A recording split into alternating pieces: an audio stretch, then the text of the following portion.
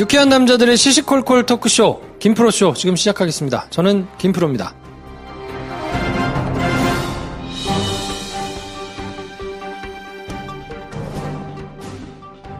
어서오세요. 안녕하세요. 네, 수줍은 관종, 수줍당 대표, 데이브니어 나오셨습니다. 네, 바이엔슈타인을 사랑하는 데이브니어입니다.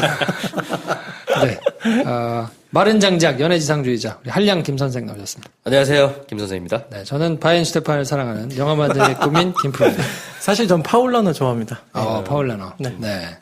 저는 민정이 좋아해요. 역시. 자, 이번 시간에 댓글을 한번 소개를 해드릴까요? 내사랑 체리님께서, 뭐랄까, 서두가 너무 길어서 앞부분이 상당히 지루합니다. 잡소리가 많은 거죠. 잡소리. 저는 들을 때 앞부분 15분 정도는 패스합니다. 야. 근데 잡소리하고 친해지실 때까지 저희는 계속 할 거예요. 네, 잡소리가 본방이다. 그렇죠. 네, 그래요. 깡통이님. 저를 칭찬 많이 해주신 분인데 김프로쇼 듣느라 다른 팟캐를 다 놓치네. 감어인님. 정치 관련 팟캐 많이 듣는데 김프로가 설명해주면 정말 이해가 쉽고 공감도 가고 공공재 맞습니다. 저희가 김프로의 입은 공공재다 했었죠. 감사드립니다. 우리 주야빠님. 김프로님하고 김선생은 팟캐 말고 직업인 거세요. 박근혜는 무직입니다. 저도 무직이에요. 전직 기자. 저는 여러 가지 합니다. 뭐라고 말하기 힘들어요. 네. 저는 노래 취미로 하는 저야말로 한량 데이브니어. 네.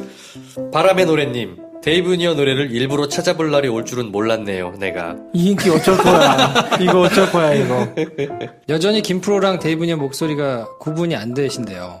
야, 근데 이런 분들이 의외로 많아서. 아니 너무 많아. 열에 둘, 셋. 제가 지난주에 결혼식을 갔는데 제 와이프의 이제 친구 되는 분의 남편분이잖아요. 그쪽 커플이 왔는데 이 친구가 김프로쇼 청취자였어. 어허. 몰랐어 근데. 네. 그러니까 자기 부인의 친구가 그 김프로가 당신인지 몰랐다고? 몰랐던 거예요.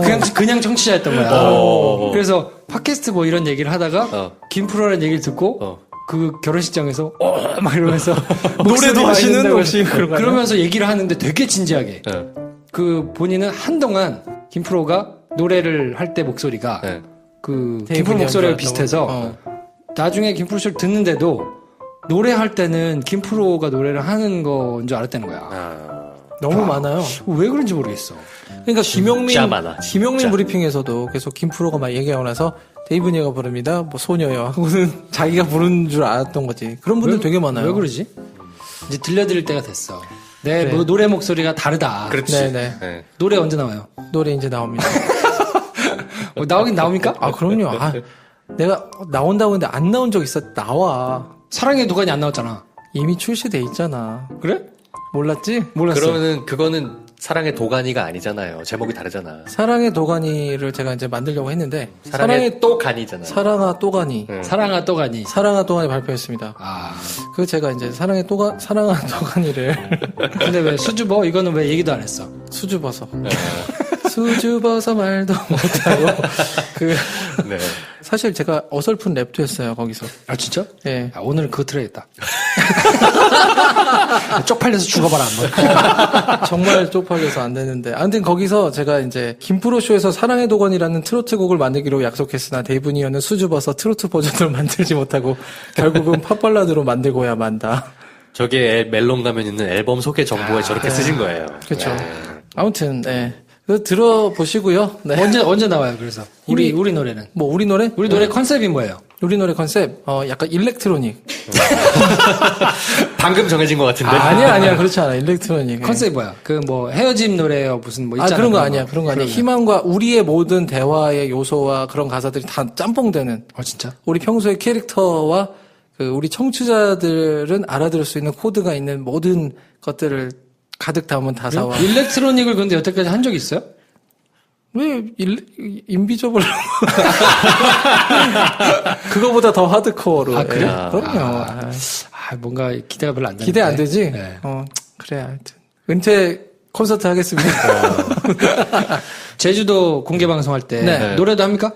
와, 시켜주는 겁니까? 그럼 좀 하지. 기타 들고 가서 해야 되는 거 당연히 해야죠. 그럼 하지. 진짜? 디폴트 코너지. 거기 혹시 피아노 있으면 제가 피아노 치면서도 하겠습니다. 피아노 없어. 피아노 없어. 없어? 없어. 네. 기타 들고 가서 하겠습니다. 야, 그럼 데이브 형가 기타 챙겨가서 거기서 깜짝 콘서트도 하니까 많이 오세요. 많이 오세요.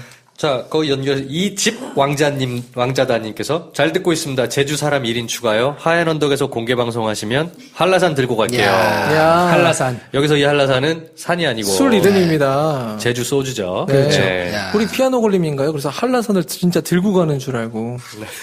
네, 그런 댓글 아무튼 다셨더라고요. 아니 근데 청담민서님께서 그 사진을 막 올려주고 계세요. 네, 녹음하는 현재 하얀 언덕 펜션 사진을 왕창 올리고 계십니다. 와.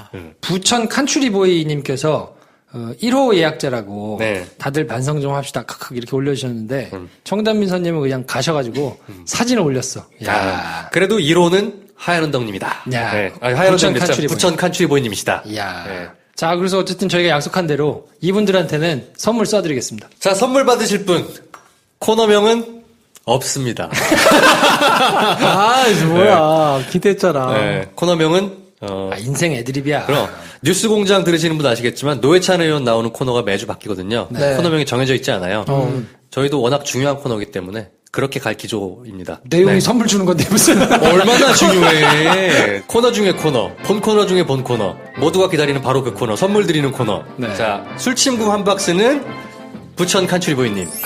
축하드립니다. 네, 축하드립니다. 축하드립니다. 5월인의 선크림, 애터미 선크림은 햇살을 많이 받고 계실 것 같은 청담민서님께 드리겠습니다. 축하드립니다. 아무튼 저희가 뭐 이렇게 인증하시면 음성 파일 보내주시는 분들, 하얀 언덕을 이용하시거나 저희한테 또 다음 주부터는 우리 최희연 쌤도 오시니까 최희연 쌤 고민 보내주시는 분들 잊지 마세요. 사연이 제일 큽니다. 이런 분들한테는 저희가 아낌없이 선물 쏴드리고 있으니까요. 하여튼 많이 신청을 해주십시오. 자, 그러면 오늘도 변함없이 광고 듣고 오겠습니다.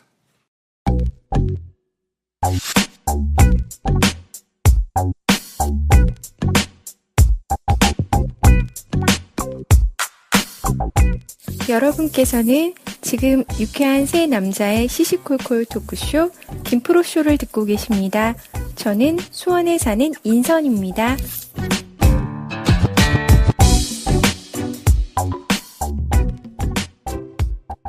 자, 술친금 홈페이지에서 이벤트 하고 있으니까요. 사용 후기 이벤트 많이 참여해 주시고 저희 또 가족이시니까. 소연아범님이 요즘 댓글 많이 다세요. 항상 보면 새벽 3시 이후에 3시에서 4시 사이에 다시거든요.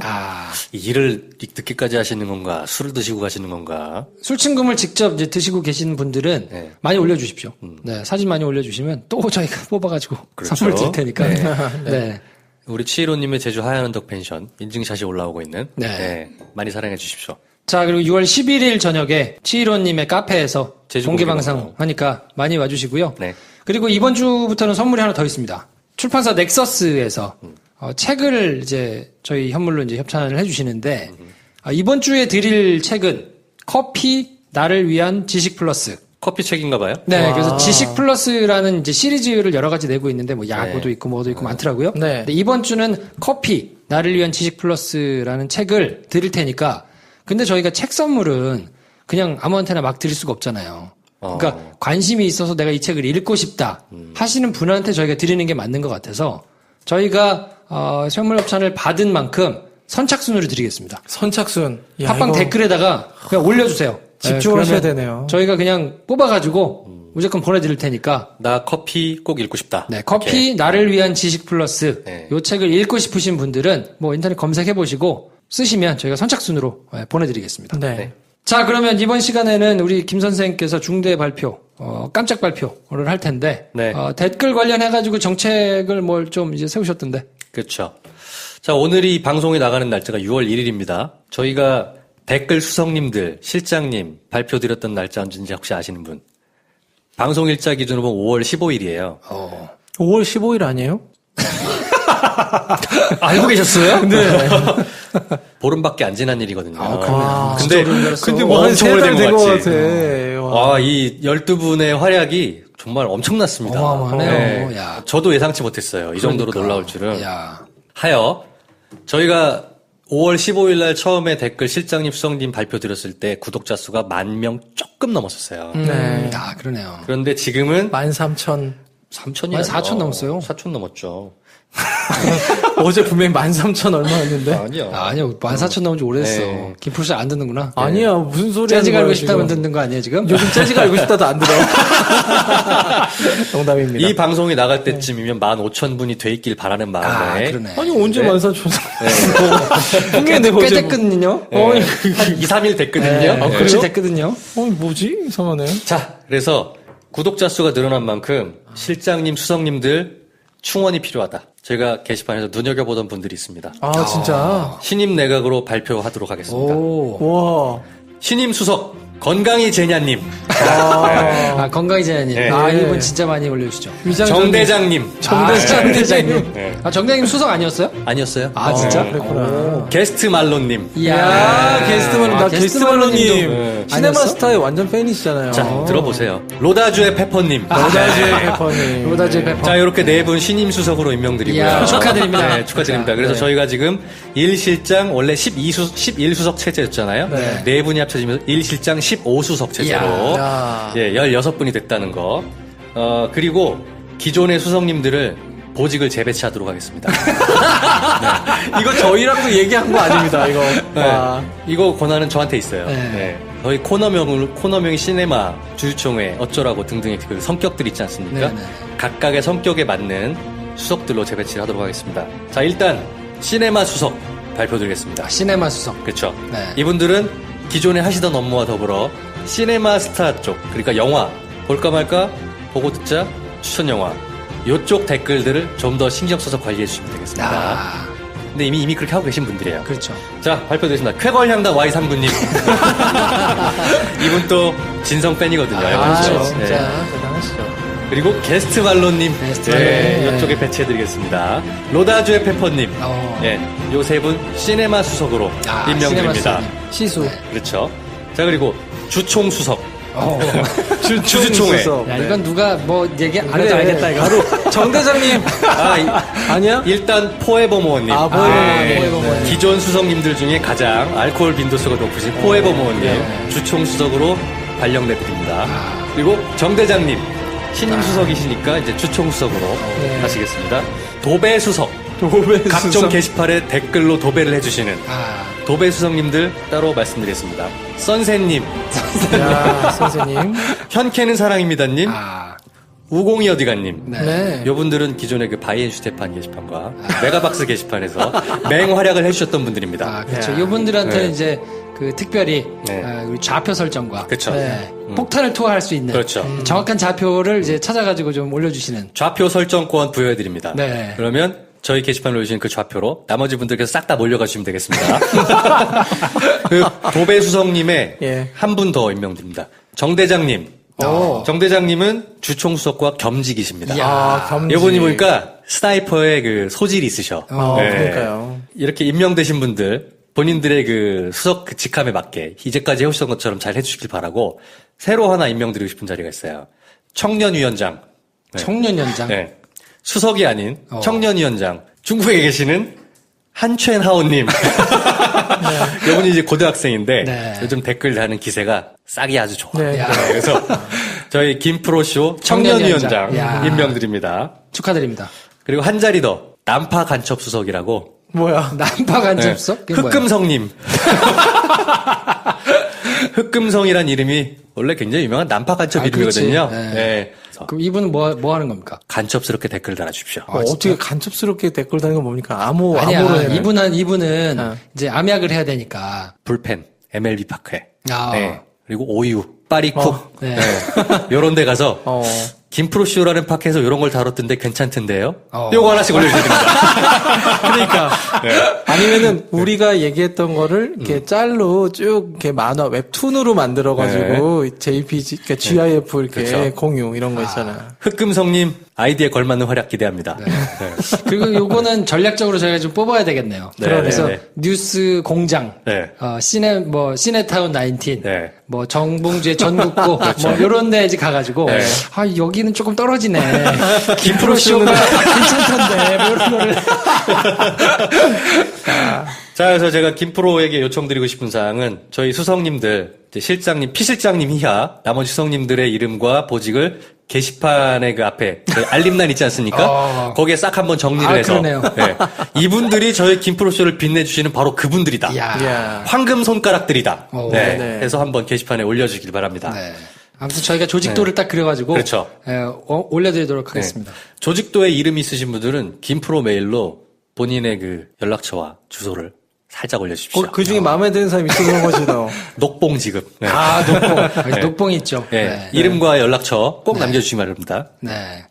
자, 아무튼 복작복작 재밌게 놀아보자고 하는 거니까 네. 다른 팟캐스트들은 대부분 인기가 많은 지금 상위권에 랭크되어 있는 것들은 보면 큰 데서 하는 거예요. 그렇죠. 예, 무슨 뭐 방송국 TBS든 SBS든 무슨 한겨레든 뭐 이런 이제 큰 데서 제작비를 들여가지고 예산을 편성해서 하는 거라서. 근데 저희는 정말 간해수공업으로 저희끼리 그냥 하는 거거든요. 네네.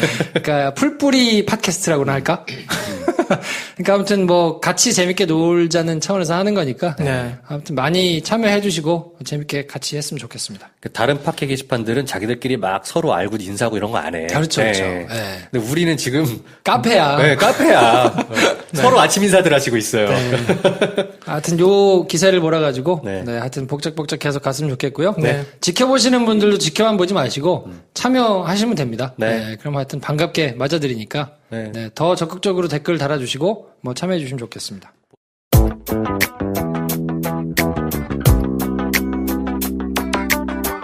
중국 소년도 한국 정치 매력에 빠져들게 하는 방송, 정치를 갖고 노는 세 남자의 시시콜콜 토크쇼 김프로쇼입니다. 저는 한준호입니다.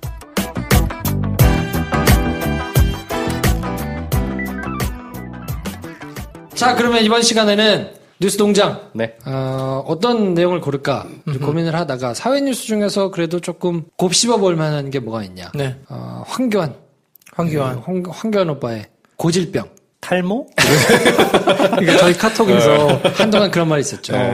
개인 프로가 황교안의 고질병을 하자 이렇게 했더니 갑자기 김 선생이 탈모? 29일 날 한겨레가 황교안 세월호 수사 외압 드러났다라는 이제 제목의 보도를 했거든요. 네. 법무부 장관이던 시절 2014년 11월에 광주지검장 변찬우 광주지검장을 막 이제 쐈다는 거예요. 세월호 사건 수사하는데 해경 123 정장한테 업무상 과실치사를 적용하면 안 된다. 로 이제 막 쐈거든요. 네. 그리고 이제 김주현 법무부 검찰국장 당시에 네. 얼마 전에 이제 안택은. 그쵸. 고1 네. 입고 난 다음에 이제 그만둔 분 있잖아요. 네. 윤석열 이제 뭐 임명되고 뭐 요때 할 때 이제 그만둔 분 있거든요. 네. 그 양반이 조은석 대검 형사부장한테 그 업무상 과실치사 혐의 적용하는 것 때문에 굉장히 충돌이 좀 있었다. 뭐 요런 뉴스를 이제 쭉 썼거든요. 네네. 근데 이 뉴스가 가지는 의미가 좀 꽤 있어요. 근데 이제 내용 자체만 놓고 보면 그냥 뭐 별 저기가 있겠나 하고 지나가신 분들이 좀 있을 것 같아가지고. 근데 황교안의 패턴이 이번 한 번뿐이 아니거든요. 이 이전에 국정원 댓글 사건에서도 똑같은 패턴으로 이렇게 했던 게 있고. 법무부 장관 시절 한 거잖아. 그렇죠. 네. 그러니까 그렇게 드러난 것만 벌써 2건이기 때문에 이 양반이 정말 고질적으로 굉장히 검찰 내부에 많은 것을 망가뜨린 장본인이거든요. 네. 그러니까 그거에 대해서 한번 좀 설명을 해드리면 의미가 있지 않을까 준비를 했습니다. 들려주세요. 네. 시작. 그럼 도대체 뭐가 문제인 거냐. 법무부 장관이, 아니, 뭐, 검찰에 있는 후배 좀 불러다가, 검사 출신이고, 법무부 밑에 검찰이 뭐 지휘를 받으니까, 불러다가 좀 조질 수도 있지. 그거 뭐 문제가 되냐. 라고 생각을 이제 하실 수도 있거든요. 그 법무부 장관이 밑에 있는 이제 검사들을 불러다가 조진 게 뭐가 잘못된 거냐. 왜 잘못된 거냐. 이게 어떤 의미를 갖는 거냐. 그거를 좀 설명을 해드려야 되지 않을까 싶은데. 통상 그렇게 지시하지 않나요? 그러니까 지시를 하면 원래 안 돼요. 하면 안 돼? 네, 하면 안 돼요. 굉장한 법 위반이에요. 그리고 그게 미치는 영향이 상당히 큰데 네. 그 짓을 계속했기 때문에 검찰이 지금처럼 너덜너덜해진 면이 있거든요. 되는 줄 알았어. 그거 안 네. 돼요. 네. 그러니까 그 아예 처음부터 이제 구조를 보자면 헌법에 어떻게 돼 있냐면 우리나라가 3권이 분립이 돼 있잖아요. 민주주의 국가니까. 그래서 입법권, 행정권, 사법권 이렇게 세 개가 이제 분리돼 있거든요. 네. 그래서 상호 간에 견제를 해라. 그래서 이제 힘의 균형을 맞춰야 된다. 이게 한 곳에 다 몰려 있으면 부패하니까 이걸 적절히 나눠가지고 서로 적절히 견제를 해라라고 돼 있는데 그 입법권은 국회에 있는 거고 행정권은 정부에 있는 거고 그래서 이제 행정부의 수반이 대통령이니까 네. 그리고 사법권은 법원에 있는 거거든요. 네. 3부 요인이라고 하는 게 국회의장 대법원장, 대통령. 네. 요렇게가 3부 요인인데 4부 요인이라고 해가지고 이제 밀고 있는 데가 있죠. 그게 이제 헌법재판소장이에요. 껴달라고. 그렇지. 4부 요인이다. 네. 요렇게 세 개가 나눠져 있지만 헌법을 다루는 법원이 있기 때문에 네. 거기가 사실상은 헌법이 가장 최상위법이니까 헌법에 따라서 밑에 이제 쭉 법률들이 나오는 거니까 그 헌법을 다루는 헌재소장이 4부를 해달라고 이제 적극을 밀고 있고 네. 일부 그렇게 얘기하기도 하고 네. 근데 실질적인 위상은 조금 떨어지는데 네. 이번에 대통령 탄핵이 되면서 헌법재판소의 위상이 꽤 많이 올라갔죠. 뭐 어쨌든 근데 3부가 이렇게 나눠져 있는데 법무부는 행정부 소속이잖아요. 정부에 소속돼 있는 뭐 네. 외교부, 통일부 뭐 이런 것처럼 법무부가 있잖아. 그렇죠. 그 법무부에서는 검찰을 그 밑에로 가지고 있단 말이에요. 그때 얘기했듯이 큰 축으로 배웠어. 법무부 아래 검찰이 있다고. 검찰이 하나 있고 네. 뭐 교정국이 그러니까 감옥 뭐 이런 교정 시설을 담당하는 데가 있고 그리고 이제 외국인 출입국 관리소 관리. 네, 그거 관리하는 데가 있고 뭐 법을 만들거나 법령을 정비하거나 국가가 이제 뭐 그 법률 관련된 업무를 하는 그 이제 그 부서가 그렇게 크게 이제 네 구다리 있는데 네.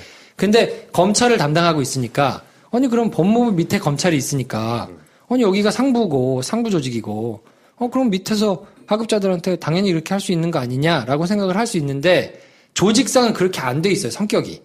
왜냐하면 검찰은 그 조직상으로는 법무부 밑에 들어가 있는 청이지만 외청이지만 따로 나와 있는 외청이지만 업무 자체는 사법부 업무를 하고 있거든요. 그러니까 법원은 자기들이 나쁜 짓을 한 거를 찾아낼 수가 없어요. 그거는 검찰이 찾아다가 갖다 줘야 돼요. 그럼 법원은 요리를 하기 위한 재료를 갖다 주면 그 재료를 가지고 요리를 하는 거예요. 네, 네. 그러니까 카레 요리를 갖다 주면 카레가 나오듯이 짜장이 나올 수가 없어요. 그러니까 만약에 공소를 제기하면 수사를 쫙 해가지고 찾아가지고 온 것만 가지고 할 수 있거든요. 네. 업무 자체는 사법부에서 해야 되는 업무를 하고 있는 건데 소속은 행정부에 있단 말이에요. 그러니까 뭐라고 부르냐면 검찰을 준사법부라고 불러요. 하는 일은 사법부 일인데 준사법부. 조직상은 행정부에 있으니까 이거는 사법부에 준하는 준사법부다라고 네. 이제 보통 부르거든요. 네, 네. 네. 그래서 이 업무 자체에서도 행정부의 영향을 받으면 안 되는 거예요. 그러니까 처음에 세팅 자체를 어떻게 했냐면 법무부에서 검찰을 지휘할 수 있는 걸 정해놨어요. 특정 항목에 대해서만 지휘할 수 있다. 그것만 할 수 있어요. 그것만. 그게 뭐냐 그러면 인사, 예산, 이제 법령. 그러니까 어느 검찰청에서 검사가 근무를 할지를 정해주고 어떤 직급에서 뭐 부장검사냐 무슨 검사장이냐 뭐 이런 거를 할 수 있는 거를 정해주고 네. 그리고 형법, 민법, 상법 뭐 여러 가지 법이 있잖아요. 그런 법을 뭐 부족한 게 있으면 개정하고 만들 게 있으면 만들고 뭐 이런 걸 해주면서 이제 보조를 해주는 거거든요. 근데 그 검찰의 업무는 나쁜 짓 하는 애들을 불러다가 수사를 해가지고 얘를 처벌해 주십시오 하고 법원에 넘기는 일이니까 그 일에 대해서는 일절 관여를 못 하도록 하고 있어요. 그게 되면 헌법이 정하고 있는 삼권 분립의 정신을 훼손하는 게 되기 때문에 그거를 할 수는 없고 인사와 조직과 예산과 그리고 법령 요거만 이제 담당하도록 하고 있거든요. 그러니까 법무부 장관은 자기 밑에 있는 청이기는 하지만 구체적으로 수사의 내용에 대해서는 절대로 터치하면 안 돼요. 시스템 원칙상. 자체가 설계가 된 거예요. 처음부터. 네. 근데 법무부 장관이 개별 사건에 대해서는 이래라 저래라 감나라 변화를 못하고 사건에 대해서 뭔가 자기가 지휘를 하고 싶으면 검찰총장한테만 지휘를 할 수 있다고 돼 있어요. 법에. 그러면 검찰총장이 그 얘기를 듣고 나머지 검사들을 지휘한다. 뭐 이런 식인 거네. 그렇죠. 네. 그러니까 검찰총장이 그 모든 검사들의 이런 걸 이제 보고를 받고 뭐 네. 결정하고 하는 걸 이제 하도록 돼 있으니까 그 직접적으로 전화해가지고 이거 해 저거 해 이렇게 하지만 저렇게 하지만 못하고 대빵인 검찰총장한테 이거에 대해서는 이런 방향으로 수사를 하세요라고 하도록 법에 돼 있는데 이게 공식적으로 발동된 게 검찰 역사상 천정배 장관이 한 게 맨 처음이었어요. 그 전에는 역사상 없었어. 법무부 장관이 검찰총장한테 이렇게 얘기한 지휘를 한 게, 공식적으로 지휘를 한 게. 물론 뭐그 전에는 비공식으로 다 했다는 얘기인 비공식으로 거잖아. 다 했는데 네. 자기한테 주어진 권한을 사용한 거는 천정배 장관이 검찰 역사상 처음이에요. 그때 뭔 사건이 있었냐면 강정구 교수, 동국대 강정구 교수라고 있어요. 당시에 이제 2005년도 얘기인데 네. 강정구 교수가 이제 보수 단체가 국가보안법 위반으로 경찰에다가 이제 고발했거든요. 근데 한미 동맹이 반민족적이고 예속적이다라고 이제 본인이 주장한 거에 대해서 국가보안법을 위반했다고 이제 고발을 한 건데 네. 경찰이 수사를 하니까 이 뜻을 안 굽힌 거예요. 나는 여전히 그렇게 생각한다. 그러니까 경찰이 구속 의견서를 제출한 거예요. 그때 천정배 장관이 이거는 사상의 자유를 침해할 수 있으니까 뭐 수사를 해가지고 기소를 하는 건 모르겠으나 구속은 하지 마라. 불구속 수사가 원칙이니까 이건 불구속 수사를 했으면 좋겠다라고 공식적으로 검찰총장한테 수사 지휘권, 이거 어려운 말로 수사 지휘권이라고 그래요. 수사 지휘권을 발동했어. 첫 사례. 이게 첫 사례 공개적으로. 그러니까 이 정도로 검찰 60년 사이에 없는 거예요. 근데 이때 발동을 하니까 어떻게 했냐면 결국 검찰 수용을 했죠. 그리고 사표 썼어요. 총장이? 그러니까 자존심상. 보통 이렇게 그러니까 그러니까 법무부 장관은 검찰총장은 장관급이거든요. 차관급은 아니에요. 왜냐하면 차관급이 검사장들이 차관급이고 그거보다 위에가 고검장이고 고검장 위에가 검찰총장이기 때문에 검찰총장은 장관급인데 법무부 장관 밑에 있잖아. 그거 약간 애매한 거야. 사실 너나 나나 같은 장관급인데. 근데 라고 생각하는 거네. 그치. 근데 지휘는 받아야 되니까 이거를 시스템을 설계를 그렇게 해놓고 보통 어떻게 운영을 했냐면 선배를 갖다 앉혔죠. 그러면 이제 정리가 좀 되니까. 이제 법무부 장관이 선배고 검찰총장이 후배고. 근데 그분 장관급이어도 그러면 이제 정리가 되잖아요. 형이야 임마 이거잖아. 근데 개별 사건에 대해서는 공식적으로 터치 안 하고 그걸 공식적으로 터치하는 순간 받아들이든 안 받아들이든 사표를 쓰는 게 관례예요. 그러니까 그 정도로 함부로 발동하거나 공개적으로 발동할 수 없는 거라고요. 개별 사건에 대해서는. 그러니까 하는 즉시 뭔가 문제가 되는 조직적으로 굉장히 저항이 일어나는 뭐 이렇게 설계를 해놨어요. 그래야 기소를 할지 말지를 결정하는 권한은 검찰에만 있거든요. 아무데도 없고. 검찰은 참 들여다보면 설명을 들으면 들을수록 희한한 조직이네. 굉장히 힘이 많은 거예요. 그러니까 이 사람이 잘못했으니까 처벌을 해주세요 라고 법원에 넘길 수 있는 권한이 아무도 없고 2,000명 검사한테만 있어요. 그렇기 때문에 그 기소권이 행정부에서 그거를 좌지우지할 수 있게 세팅이 돼 있으면 막 청부수사 막 할 거 아니에요. 물론 뭐 내부적으로는 다 그렇게 진행이 됐지만 그걸 합법적으로 그냥 그렇게 하라고 해주는 거하고는 다른 거니까 몰래 한 거지 지금까지는. 그렇죠. 수사에 개입을 하겠다 그러면 들고 일어날 명분이 될 수 있도록 딱 그렇게 세팅이 돼 있거든요. 그래서 이 수사지휘권으로 문제가 된 게 천정배 장관이 처음이었고 그 다음에 이기남 장관이라고 있어요. MB 때. 그 양반이 또 한 번 문제가 됐었고 그 다음에 황교안이에요. 황교안은 수사지휘권을 발동한 거예요 정식으로? 아니. 아니잖아. 그러니까 이게 사이드로 한 거잖아. 사이드로 했지. 그러니까 이기남부터는 정권의 입맛에 맞는 수사를 정권 뜻에 맞게 뭔가 실제적으로 개입해가지고 이게 언론에서 보도가 돼가지고 시끄럽게 난리가 났던 상황인 거고 이거를 공개적으로 자기가 떳떳하게 했던 거는 사실 유일무이해요. 천정배 혼자 노무현 정부 때 그때는 이제 검찰을 개혁하겠다고 막 하던 때니까. 그러니까 황교안이 안에 하고 싶었다 그러면 공개적으로 총장을 통해 가지고 하고 총장은 그걸 받고 그래요 그럼 나 사표 쓸게. 그리고 사표를 쓰는 요게 돼야 되는데 그렇게 안 한 거예요. 뒤로 하다 걸린 거지. 박근혜 대통령도 우리 김현웅 장관이라고 있었어요. 있는지 없는지 뭐. 그 시절의 장관들은 잘 기억도 안 나. 김현웅 장관한테 요 수사지휘권을 발동하라고. 그래서 자기들 측근들 한참 수상할 때, 뭐 안종범 수사하고 뭐 이런 거 할 때 수사지휘권을 발동해서 수사하지 말라고 시키라고 했더니 사표 썼어요.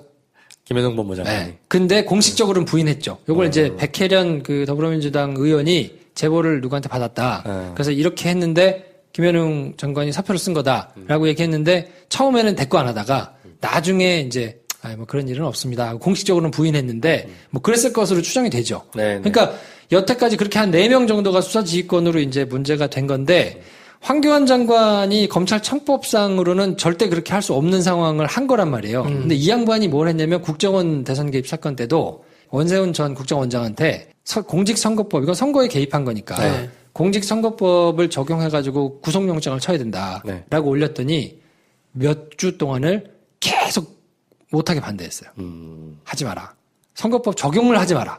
처음에 하다가 나중에는 이제 적용을 한다고 이제 그때 당시에 수사팀장이던 윤석열 팀장이 막 뭐 사표 쓴다고 하고 막 난리를 막 법석을 쳤거든요.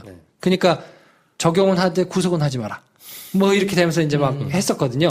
황교안 장관은 이게 고질병이에요. 걸린 것만 2번이고 제가 보기에는 이거 말고도 구체적으로 여러 가지 사안에 있어서 막 했을 걸로 저는 추정하죠. 걸린 것만 2개니까. 그러면 세월호 건은 왜 그런 거예요? 뭐가 문제되는 거예요? 그러니까 세월호 건은 그때 당시에 정부에서 기조를 어떻게 정했냐면 이거는 교통사고다. 이거는 교통사고다. 배가 타고 가다가 공무원의 과실치사가 아니라 그렇지. 이거는 정부 잘못이 아니고 그냥 배 관리를 잘못해가지고 엉망으로 해가지고 가다가 애들이 정말 불행하게 사고가 난 거다. 그래서 그건 어쩔 수 없이 구할 수가 없는 상황에서 사고가 난 거기 때문에 이거에 어떻게 정부 책임이냐. 라고 얘기를 해야 된다고 프레임을 짰죠. 김기춘이 짜놓은 프레임이었다는 얘기가 있죠. 그렇죠. 네. 그래서 이거는 해상교통사고로 프레임을 짜고 그렇게 얘기를 하고 그래서 많은 종편에 나와서 패널들이 계속 그렇게 얘기하고 그 당시에 새누리당에서도 계속 그렇게 얘기를 하고 그렇죠. 이거는 교통사고인데 도대체 왜 국가가 이걸 책임을 져야 되냐 보상금 받아먹으려고 그런다 이제 막 이제 이렇게 하면서 막 검찰이 수사를 했잖아요. 근데 수사 결과에 경찰이 그때 당시 해경이 잘못했다는 수사 결과가 나오면 자기들이 지금까지 주장했던 게 뒤집어진단 말이에요. 그렇죠. 이거 봐. 이거 검찰이 수사를 했더니 공식적으로 인정한 거예요. 해경도 잘못이 있다고.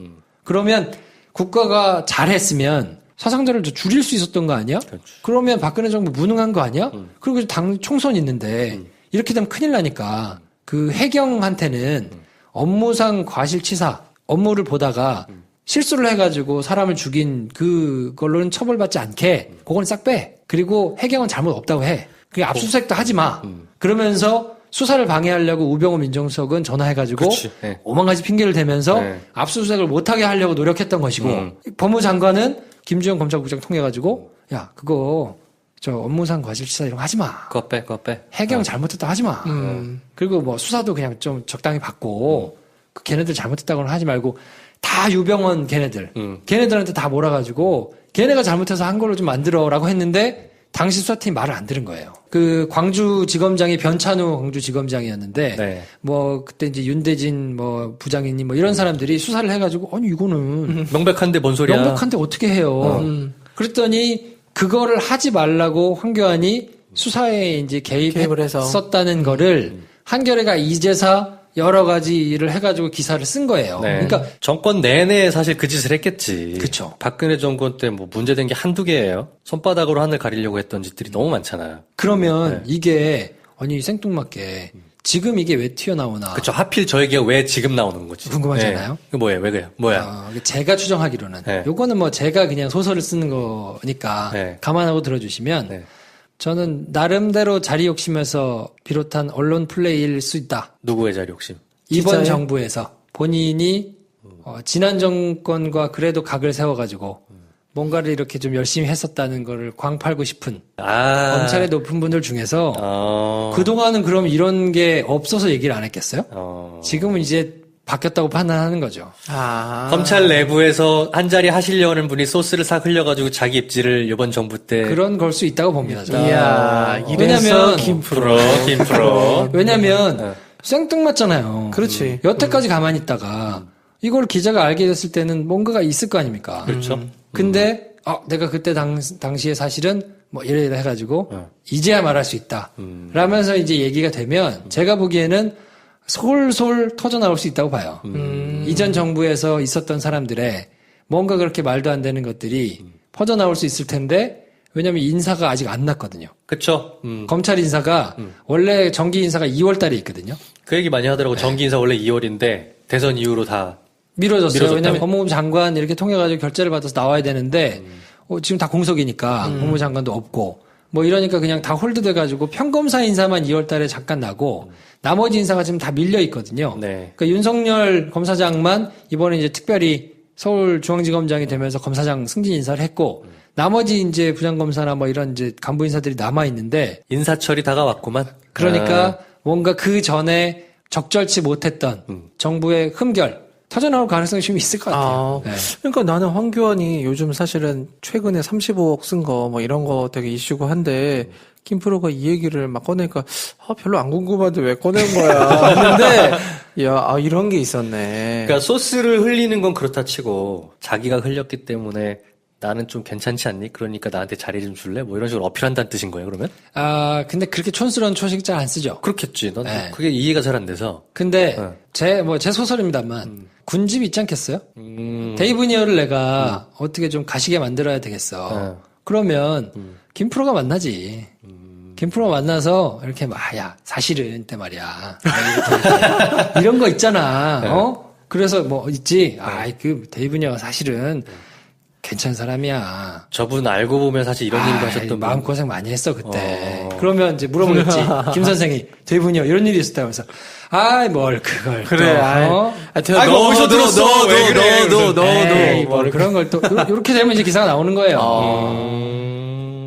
그러면서 약간의 스타가 그러면 데이브니어가 나 안 챙겨주겠니?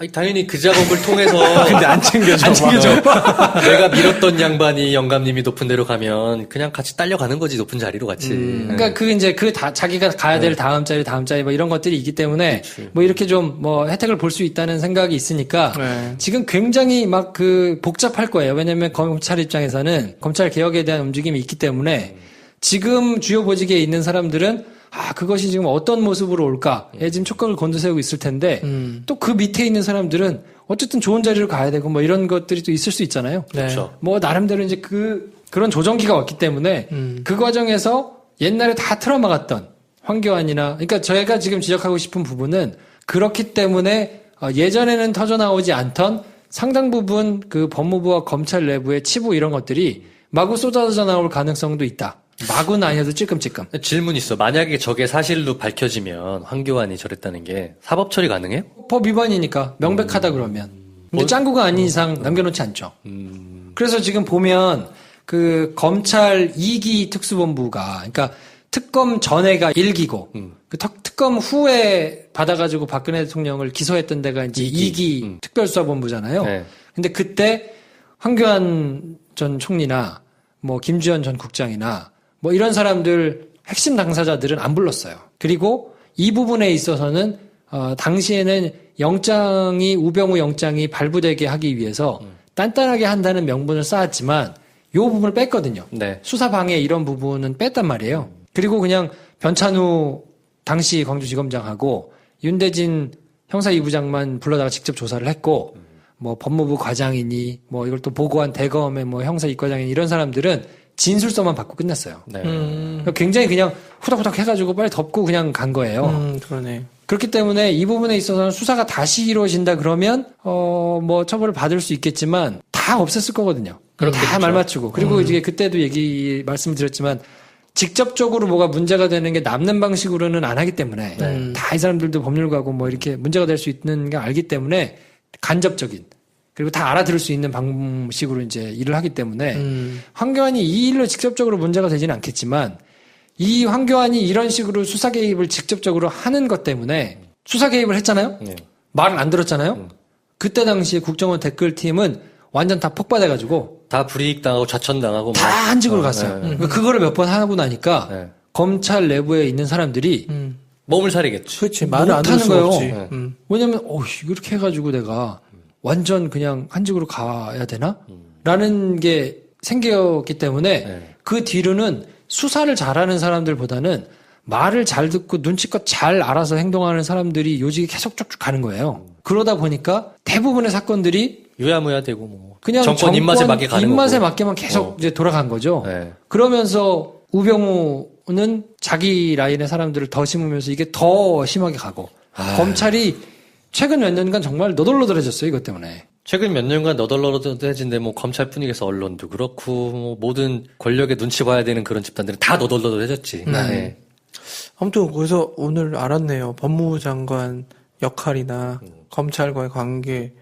그러니까 그 민정수석이 기자한테 민정수석은 그런 자리가 아닙니다. 지나가는 게 아닙니다. 뭐. 라고 얘기를 했던 게 하물며 법무부 장관, 그러니까 검찰을 직속으로 가지고 있어서 지휘를 하는 법무부 장관조차도 개별 사건에 대해서는 수사를 지휘할 수 없고 그것이 수사 지휘를 하게 되면 검찰 조직 내부에서는 난리가 나는 총장이 사표를 쓰는 관례에 굉장히 큰 일인데 그거를 뒤로 아름아름 계속 해왔던 것이니까 법적으로는 굉장히 크게 문제가 될 수 있는 일이고 하물며 법무부 장관도 그런데 아무런 법적인 근거가 없는 청와대에 있는 민정수석이 그거를 그렇게 할 수는 없는 일이기 때문에 그러네요. 법적으로는 말이 안 된다고 얘기를 한 건데 여태까지는 그게 말이 안 되는 일임에도 불구하고 그냥 거니까. 뒤로 아름아름 다 계속 그냥 했던 거죠. 황교안 선수 뭔가 좀 처벌할 방법 없나? 뭐 항목 없어. 그러니까 어떻게든 좀. 어떻게든 좀 했으면 좋겠는데. 모르겠어요. 이렇게 돈을 받거나 뭔가 이렇게 파렴치하거나 이럴 캐릭터는 아닌 것 같아요. 그러니까 소심하잖아. 그런 거 못하잖아. 그러니까 그렇지는 않고 본인이 나름대로 뭐 애국심이라고 생각하는 그 이상한 뭐 공안 검사의 그런 공명심, 뭐 명예욕. 사실은 정권을 위한 것인데 그것이 나라를 위한 것이라고 착각하고 행동하는 뭐 이런 것 때문에 나라를 망친 게 너무 많기 때문에 그것이 딱 떨어지게 뭔가 원세훈처럼 돈 받아가지고 파면 그냥 용코로 딱 걸리는 게 나오는 약간 이런 저급한 수준이란 모를까. 황교안이 막 돈을 받고 이랬을까 싶은 생각이 좀 들어서 답답하긴 한데 이게 뭔가 수사를 해가지고 걸려들 것인가. 요거는 조금 좀 답답한 부분이 좀 있어요. 또 쓸데없는 궁금증인데 황교안이 만약에 뭔가 용코 걸렸어. 네. 그래서 구속 기소돼. 가발 벗어야 되나? 들어갈 땐 벗어야죠. 차은택처럼. 차은택도 벗어야죠. 가발이라면. 가발임이 거의 확실시되는데. 가발이라면 겁니까 지금? 네. 그래서 황교안은 사실 그 법무부 장관 할 때부터 그걸 워낙 잘 맞췄기 때문에 나중에 뭐 예쁨 받아가지고 총리까지 간 것으로 보이는데 법무부 장관 할 때 검찰을 굉장히 많이 좀 망가뜨린 장본인이어서 이거는 사실은 굉장히 중대한 일이고 너무 기회주의자야. 진짜 꼴보기 싫어. 그러니까 진짜 이런 사람도 장관을 하고 총리를 하고 이런 마당에 지금 뭔가 인사청문회를 하면서 뭐 위장 전입이 문제가 되네. 뭐 도덕성에 문제가 되네. 이런 걸 얘기하고 있는 게 어처구니 없지. 어처구니가 없어 진짜 보기에. 말이 돼? 개 헛소리죠. 아니 근데 이 궁금한 거 진짜 사소한 건데 검찰청이잖아. 네. 근데 왜 총장이라고 그래요? 무슨 구청장, 청장도 아니고 대학교 총장도 아니고. 그러니까 보통 대부분 조직이 이렇게 총이야, 있으면 거기 끝에다가 장을 쓰잖아요. 네. 경찰청이면 경찰청장, 경찰청, 산림청장. 장을 그 뒤에다가 이렇게 붙이는데 검찰만 총장이야. 검찰청장이어야 될 것 같은데. 네. 근데 그거에 대해서는 뭐 이제 설이 많기는 한데 처음부터 사실은 총장이었어요. 처음부터 그냥 청장에다가 바뀐 게 아니고. 처음부터 그냥 총장으로. 근데 왠지 청장하면 뭐 차관급이거나 이렇게 좀 급이 떨어지는 적이 있으니까 뭐 그래서 권위를 조금 뭐 내세우려고 총장으로 한 거 아니냐 뭐 이런 설도 있는데 제가 보기에는 그 일본의 거를 좀 많이 따온 거 아닌가 싶은 생각이 좀 들거든요. 왜냐하면 일본이 우리 이제 대검찰청처럼 있는 게 뭐냐면 최고검찰청이에요. 여기에서 이제 장으로 있는 사람의 직명은 뭐냐면 검사총장이야. 검사총장. 네. 그러니까 아마 이게 우리나라 법 시스템 자체가 그 일본법을 굉장히 영향을 많이 받았는데 혐의가 명확하고만. 그렇죠. 일본법은 사실 또 유럽의 걸 갖고 왔기 때문에 독일법의 영향을 굉장히 많이 받았거든요. 그러니까 그 시스템이 한일합방 되고 나서 그대로 쭉 들어와 가지고 있다가 나중에 바뀐 거라서 시스템을 설계할 때 제 생각에는 검사총장인 것에 영향을 좀 받지 않았을까. 그리고 거기에다가 더불어서 야 청장은 좀 급이 떨어지니까 뭐 요렇게 한 게 영향이 좀 있지 않을까 싶고요. 이름에서부터 범상치 않다. 되게 여러 가지 면으로 제가 이제 한 몇 주 걸쳐서 계속 검찰 얘기를 한 번에 듣잖아요. 진짜 특권 의식으로 무장되어 있는 집단인 것 같아. 굉장히 많아요. 나중에 이제 요거는 한번 정리를 해드릴 때가 있을 텐데, 근데 그거를 오롯이 검찰만 욕하기는 약간 조금 우리의 슬픈 역사가 또 있어요. 순사 무섭다는 얘기 많이 하잖아요. 그쵸. 그 순사가 완전 전횡을 휘둘렀기 때문에, 근데 이승만이 그 경찰들을 그냥 다 썼잖아요.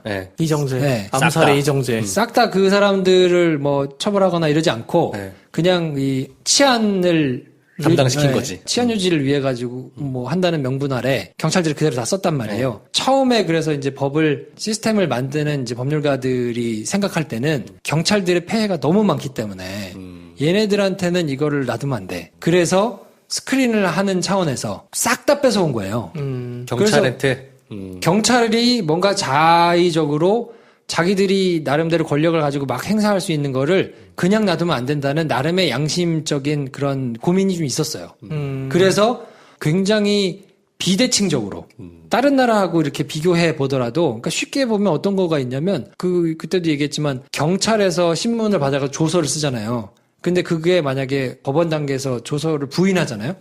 내가 거기서 그렇게 얘기했던 건 거짓말입니다. 부인하면 경찰 조서는 증거 효력이 없어. 증거 능력 자체가 없어져요. 무조건 검찰이 해야 돼만 하는 것만. 다시 조서를 검찰에서 조사를 받으면 그거는 증거의 능력이 있는데 경찰에서 진술했던 거에 대해서 내가 부인하면 증거 능력이 없어져요. 근데 그렇게 경찰 조서에 증거 능력을 인정하지 않는 나라가 많지 않거든요. 거의 없거든요. 선진국 중에는. 그러니까 그 정도로 완전히 경찰을 뭉개놓고 검사가 다 이중으로 영장 청구할 때도 다 받아가지고 다 지휘를 하도록 만들어 놓은 거예요. 그게 처음에는 친일파가 제대로 숙청되지 않고 시스템이 경찰의 폐해를 너무 많이 받기 때문에 그거를 되돌린다는 입장에서 해서 상당 부분 많은 게 스크린이 되고 걸러지고 견제가 됐는데 이게 60년이 그대로 오면서 괴물이 된 거지. 검찰 그 자체가 그냥 괴물이 돼버렸네요. 그렇죠. 아주 유심히 보셔야 될 포인트가 뭐냐면 늘 수사권 조정 얘기가 나오면 나오는 게 뭐냐면 인권을 얘기를 들어요. 왜 인권을 거기다 대? 왜냐하면 네. 이 배경이 있어서 그런 거예요. 그 옛날에 경찰이 정말 말도 안 되게 막 전횡을 휘둘렀기 때문에 인권을 보호하기 위해서 우리가 이걸 가져온 것이다라는 실제로 그게 작용했거든요. 그래서 그걸 명분으로 들면서 계속 얘기하는 게 우리가 우리 걸 지켜야 된다고 얘기할 수 없잖아요. 그러니까 늘 말로 드는 게 경찰이 사람도 훨씬 많고 민생에 직접적으로 미치는 영향도 훨씬 크기 때문에 조직도 방대하고 거기가 뭔가 딴 맘을 먹으면 직접적으로 인권에 피해를 입힐 수 있는 일이 너무 많다. 그래서 인권을 먼저 놓고 생각을 해야 된다고 늘 얘기해. 토론을 하면 그렇게 그 주제를 비껴놔야 뭔가 거기서 그러면 누가 많을 것이냐 뭐 이런 걸 이제 비켜나갈 수가 있잖아요. 그래서 늘 그 얘기를 하거든요. 그래서 가만히 보시면 검사 출신 변호사들 이런 사람들이 수사권 조정에 대해서 코멘트를 하는 거 보면 늘 그 얘기를 가장 먼저 하거든요. 얍실한 것들. 인권을 그래서 이번에 조국 수석이 한 얘기를 보면 머리 꼭대기에 앉아 있는 거예요. 왜냐하면 이번에 그 수사권 조정 얘기하면서 경찰에다가 뭐라고 얘기를 했냐면 기억하신 분이 있을지 모르겠는데 경찰에서 먼저 인권 침해 요소가 없을 수 있는 개혁 방안을 만들어라. 경찰한테 요구를 했어요. 이게 무슨 얘기냐면 검찰에게 빅엿을 한 방 먹인 거예요. 검찰의 명분을 하나 날려버린 거예요. 날려버린 거예요. 그러니까 만약에 경찰에서 그 나름대로 그걸 경찰은 지금 독이 올랐으니까 인권 침해가 방해될 수 있으니까 자치경찰제를 하고 수사팀을 분리해가지고 수사만 전문적으로 하는 사람들한테 아주 제한적으로 영장 청구할 수 있는 권한을 뭐 이렇게 만들어 갖고 오잖아요. 그래서 그게 합리적으로 말이 되잖아요. 그러면 검사들이 앉았을 때 할 말이 없을 수 있어요. 근데 이거를 지난번 정부까지는 계속 수사권 조정을 하는 팀이 검찰 대표 선수, 경찰 대표 선수가 모여서 이 얘기를 하면서 계속 물타기가 되면서 토론을 공개적으로 해도 이런 얘기를 하면서 무슨 이제 본질적으로 봐야 될 거는 사람들의 국민들의 인권이고 이거 수사기관이 무슨 힘싸움이 아니고 뭐 이런 얘기를 하면서 계속 이렇게 막 하니까 어려우니까 안 듣잖아 사람들이. 그 얘기다 날새지 뭐. 그랬는데 조국 민정수석이 이걸 얘기하면서 수사권 조정을 할 테니 경찰이 니네가 인권 침해 문제가 될 수 있는 것들을 먼저 개혁 방안을 가지고 와라라고 얘기를 했기 때문에 검찰에서는 무기를 하나 지금 잃어버린 거야. 그러니까 이번만큼은 뭔가 검찰 개혁이 예전에 비해서 차곡차곡 체계적으로 지금 진행될 가능성이 있고 굉장히 비대칭적으로 쏠려 있는 권력이 상대적으로는 좀 분할될 가능성이 좀 커졌다. 오케이. 네. 그래서 지켜봅시다 우리. 자, 아무튼 그래가지고 오늘은 저희가 황교안의 고질병 탈모 말고 수사 개입에 대해서 이렇게 유익한 시간이었어요. 얘기를 해드렸는데 후달림을 느낍니다. 계속 이게 회가 거듭될수록 미천이 드러나고 있다. 이제 김프로가 계속 가는 구도는 좋지 않다. 나 아무 말도 안 하고 계속 이거 맞잖아. 그래서 저희가 이 정치와 경제 분야의 게스트를 빨리 모셔야 되겠다. 네. 뭐 하여튼 이런 생각을 하고 있고요. 자, 그러면 저희는 내일 영화 가지고 다시 찾아뵙고요. 저희는 다음 시간에 또 뉴스농장과 어쩌라고 가지고 인사드리겠습니다. 다음 시간에 뵙겠습니다. 감사합니다. 안녕히 계세요.